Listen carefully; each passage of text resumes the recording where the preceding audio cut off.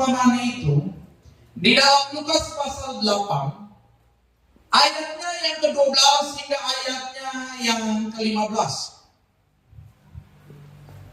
Firman Tuhan berkata demikian dalam Lukas pasal 8 ayat 12. Yang jatuh di pinggir jalan itu ialah orang yang telah mendengarnya. Kemudian datanglah iblis lalu mengambil firman itu dari dalam hati mereka supaya mereka jangan percaya dan diselamatkan. Yang jatuh di tanah yang berbatu itu ialah orang yang setelah mendengar firman itu menerimanya dengan gembira. Tetapi mereka tidak berakar. Mereka percaya sebentar saja dan dalam masa pencobaan mereka murtad.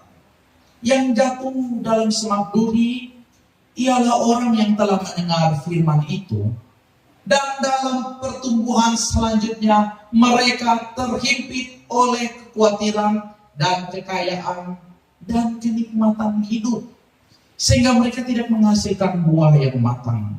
Yang jatuh di tanah yang baik itu ialah orang yang setelah mendengar firman itu menyimpannya dalam hati yang baik dan mengeluarkan buah dalam ketekunan. Puji Tuhan. Bapak Ibu, saudara-saudari yang saya kasih dalam Yesus Kristus, dalam perjalanan Yesus selama ada dalam dunia ini, sebelum ia melaksanakan tugas yang utama, yakni untuk menebus kita orang percaya di atas kayu salib melalui pengorbanannya, Yesus juga kerap kali mengajar. Yesus juga kerap kali menyampaikan berita tentang pertobatan, berita tentang pengampunan dosa. Yesus banyak kali melakukan perkara-perkara yang hebat, mujizat-mujizat dan pengajaran-pengajaran yang membuat banyak orang terkagum-kagum serta berbondong-bondong mengikuti dia. Ayat 4, sebelumnya di ayat 1 hingga ayatnya yang ketiga, di situ sudah kita baca tadi bersama. Bagaimana ketika Yesus memberitakan Injil Kerajaan Allah, ketika ada orang yang disembuhkan, ayat 4 katakan banyak orang berbondong-bondong datang, yaitu orang-orang yang dari luar kota ke kota menggabungkan diri pada Yesus. Banyak orang yang mau datang ikut Yesus. Kalau kita lihat di dalam Yohanes pasal 5, kalau tidak salah ya, nanti lihat di situ orang banyak berbondong mengikut Yesus karena apa? Melihat mujizat. Orang banyak datang berbondong-bondong mengikut Yesus karena apa? Karena mau mendengarkan pengajaran, mau mendengarkan kebenaran-kebenaran. Dan ketika orang banyak datang berbondong-bondong mengikut dia, dalam Lukas pasalnya yang ke-8, ayat yang ke-4 hingga ayatnya yang ke-15, Yesus memberikan perumpamaan mengenai kehidupan orang-orang yang mengikut dia dan mendengarkan firman. Seumpama katakan seorang penabur keluar untuk menabur benih, ya. Ada apa? Ada yang jatuh di pinggir jalan. Ada juga yang di semak duri, ada juga yang di tanah berbatu. Yang jatuh di pinggir jalan, firman Tuhan katakan diinjak orang, dan burung-burung itu apa? Burung-burung di udara memakannya sampai habis. Ini yang pertama, benih. Yang pertama. Benih yang kedua ialah benih yang tumbuh di apa? Batu-batu, di tanah berbatu-batu. Dikatakan bahwa setelah ia tumbuh, ia menjadi kering atau benih itu menjadi kering karena tidak mendapat air. Nah, yang petani pasti mengerti kalau tanaman di tanah yang berbatu. Apalagi yang tinggal di Gunung Meja dan sekitarnya. Gembala tinggal di Gunung Meja, tanam apa ya? Ya, tanam gedi juga itu ya. Nenek Lalek bilang itu gedi kepala batu ya. Karena dimasak itu direbus itu kerasnya luar biasa. Karena apa? Tidak mendapatkan air yang baik, tanah berbatu-batu. Ya. Cuma yang tumbuh gersen yang baik ya. Betul ya Bapak Rubino. Tunggu tanam-tanam ya. Tanam-tanam gersen saja. Baru saya bilang Bapak Rubino. Karena ini buah gersen yang pertama kita tumbuh ini. Tunggu berdoa jadi dia tumbuh baik. Jadi kalau lihat ke rumah gembala di pohon gersen itu gersen pertama yang tumbuh berdoa untuk tanam ya. Puji Tuhan ya. Tapi ini dia firman Tuhan bilang kalau yang tumbuh yang jatuh di tanah yang berbatu-batu itu akan menjadi kering. Karena apa? Karena tidak mendapat air. Yang berikut ya, yang tumbuh di semak duri dan semak itu tumbuh bersama-sama dengan benih yang jatuh itu, menghimpitnya sampai mati. Ini benih yang jatuh di semak. Dan yang terakhir, benih yang jatuh di tanah yang baik, kata firman Tuhan dalam Lukas pasal 8 ayat 8. Setelah tumbuh berbuah 100 kali lipat. Setelah berkata demikian, Yesus mengatakan, siapa yang mendengar hendaklah ia. Ya, siapa bertelinga ya? Siapa mempunyai telinga hendaklah ia mendengar. Dan inilah arti perumpamaan itu, kata Yesus. Yang tumbuh tadi di pinggir jalan, yang jatuh di pinggir jalan, diinjak orang, dan burung-burung di udara datang dan memakannya. Itu ialah orang yang sudah mendengar firman. Kemudian garis bawahi kalimat yang saya cetak berwarna merah. Datanglah iblis lalu mengambil firman itu dari dalam hati mereka supaya mereka jangan percaya dan diselamatkan. Kita perlu merenung sejenak. Kenapa datang iblis? Kenapa Yesus katakan datanglah iblis? Ingat bahwa iblis itu ada. Ya. Dan belum saatnya iblis itu mendapatkan hukuman siksaan di dalam api neraka. Masih ingat kisah waktu Yesus menyembuhkan seorang yang kerasukan di Gadara? Ingat kisah itu? Orang yang kerasukan iblis berkata, Yesus, mau apakah engkau dengan kami? Belum saatnya kami. Ya, belum waktunya engkau menyiksa kami. Jadi hari ini masih ada juga waktu untuk iblis. Ada di sekitar kita. Dan 1 Petrus pasal 5 itu juga katakan ayat 8. Sadar dan berjaga, jagalah iblis sama seperti apa itu? Singa yang mengaum-ngaum. Ya. Adam dan Hawa kasih salah iblis. Padahal mereka yang izinkan iblis. Hawa dan Adam waktu itu. Ya, jadi bukan Hawa saja, tapi Adam juga. Karena Kejadian pasal 3 ayat 4, firman Tuhan katakan Adam ada bersama-sama dengan Hawa. Oleh sebab itu waktu mereka jatuh ke dalam dosa, Tuhan tidak cari Hawa duluan. Tuhan cari siapa? Adam. Baru mulai kasih salah. Terakhir kasih salah iblis. Padahal dua ya izinkan untuk mereka, izinkan iblis untuk bercakap-cakap dan memberikan kesempatan bagi iblis. Ini juga seperti benih yang tumbuh di pinggir jalan, yang jatuh di pinggir jalan. Datanglah iblis. Iblis pencuri, pembunuh. Yohanes pasal 10.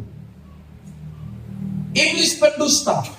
Dan dia tidak ingin agar kita diselamatkan. Iblis mau supaya dia juga ada teman di neraka. Jadi dia bikin kita orang-orang percaya untuk tidak mengerti firman. Untuk supaya firman itu datang dan berlalu begitu saja. Bahkan dia mengambil, mencuri firman.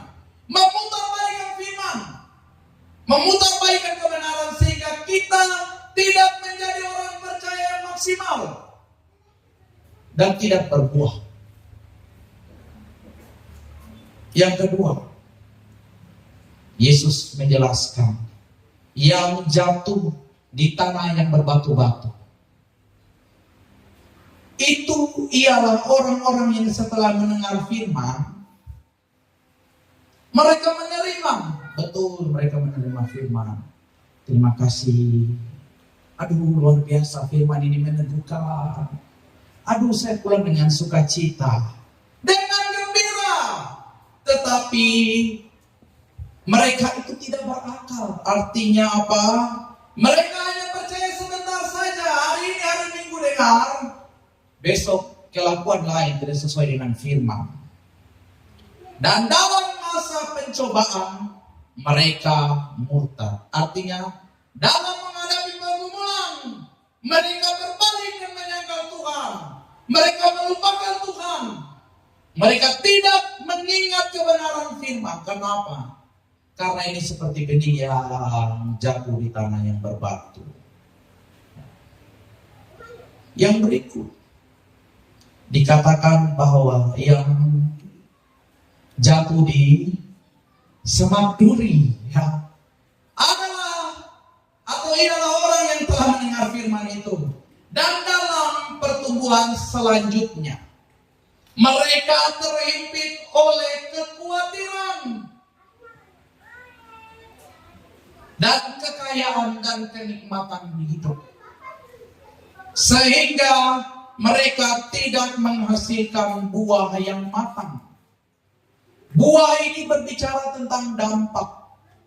Buah ini berbicara tentang rasa yang dapat dilihat dan dinikmati oleh orang lain. Apakah pohon mangga berbuah mangga itu yang makan mangga? Atau jeruk makan jeruk?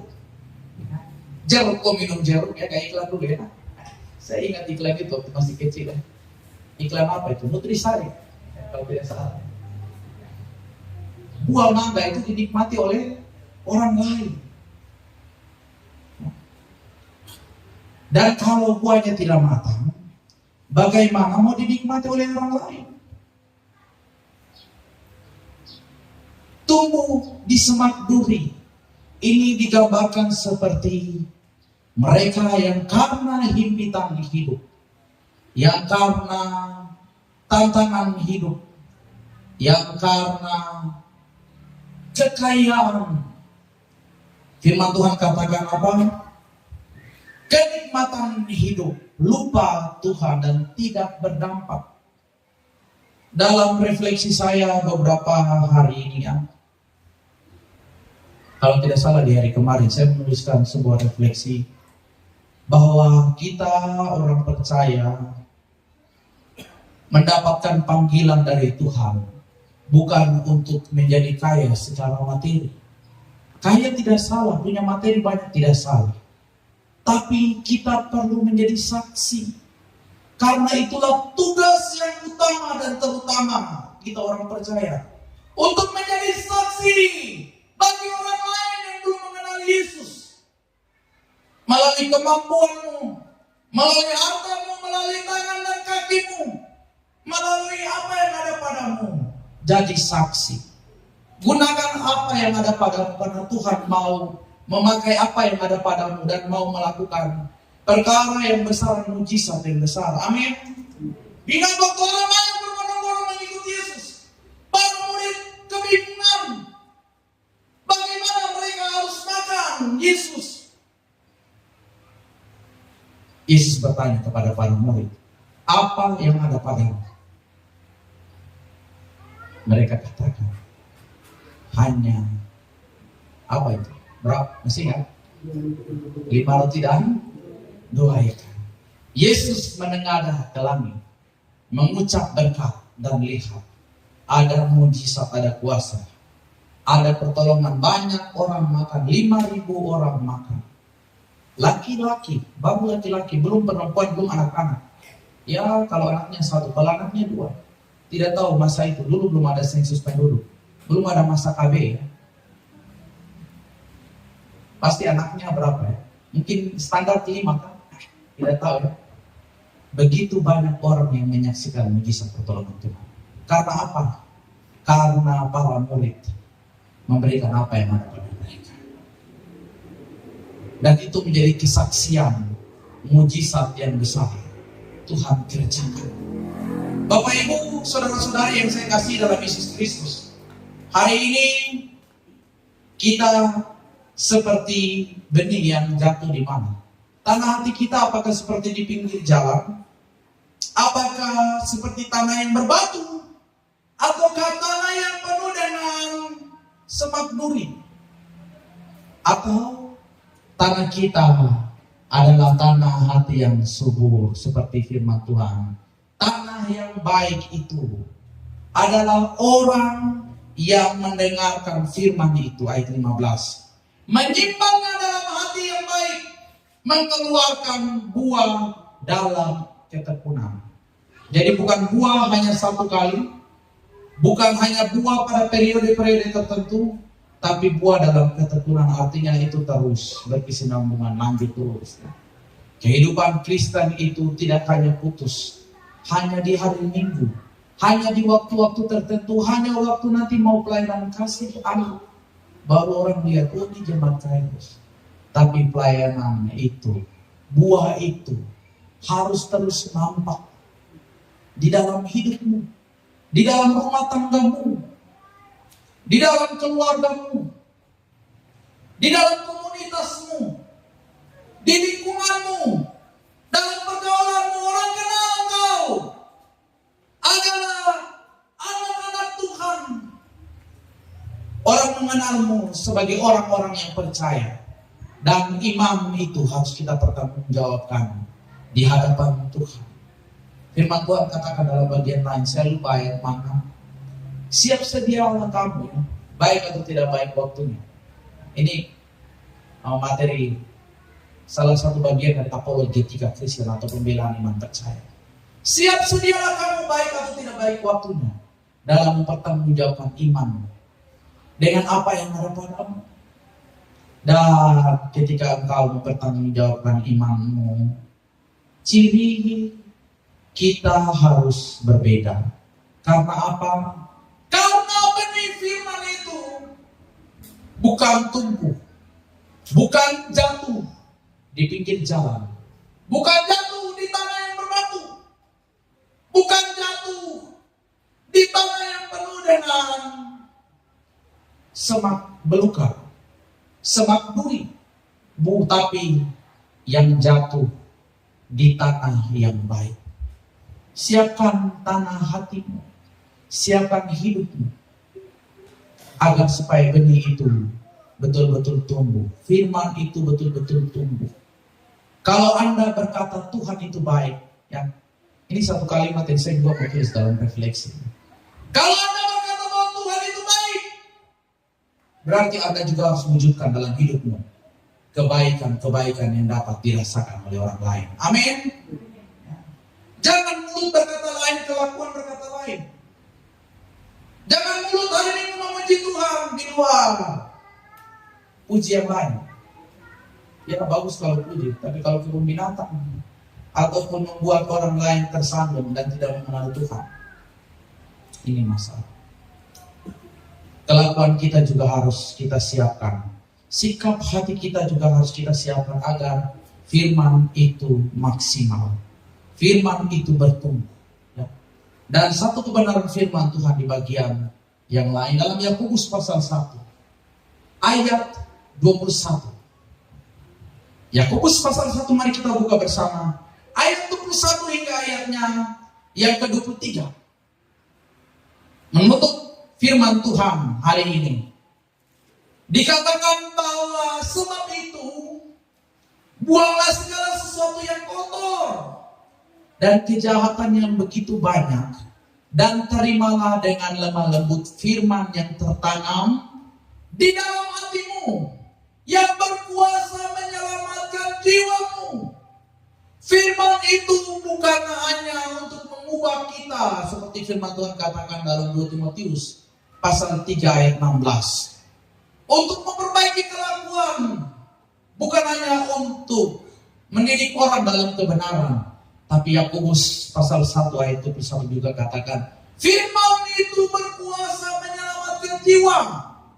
Namun sebelum menerima firman yang berkuasa menyelamatkan jiwa, kalimat pertama dalam Yakobus pasal 1 ayat 21, buanglah segala sesuatu yang kotor dan kejahatan yang begitu banyak. Karena firman itu kudus, dan firman itu tidak akan bertumbuh ketika tidak ada kekudusan. Ketika kita tidak mempersiapkan diri untuk firman itu bertumbuh. Karena apa? Karena ketika kita menjadi pendengar saja dan bukan menjadi pelaku firman, ayat 22 katakan, kamu menipu diri sendiri. Ayat 23, sebab jika seorang hanya mendengar firman saja dan tidak melakukannya, ia adalah seumpama seorang yang sedang mengamati mukanya yang sebenarnya di depan cermin. Ya. Bapak Ibu, saudara-saudari yang saya kasih dalam Yesus Kristus, hari ini kebenaran firman Tuhan sampai di sini. Firman Tuhan jelas bagi kita, masih ada kesempatan. Anugerah Tuhan masih cukup. Ketika kita masih ada sampai hari ini. Persiapkanlah hidupmu, persiapkanlah hatimu sebagai tanah yang subur. Jangan keraskan hatimu seperti di pinggir jalan, seperti tanah yang berbatu-batu, ataupun jangan sampai izinkan hal-hal lain selain firman itu. Jangan izinkan semak duri itu juga tumbuh. Karena apa? Karena Anda tidak akan maksimal dan Anda tidak akan efektif di dalam menjadi saksi Tuhan.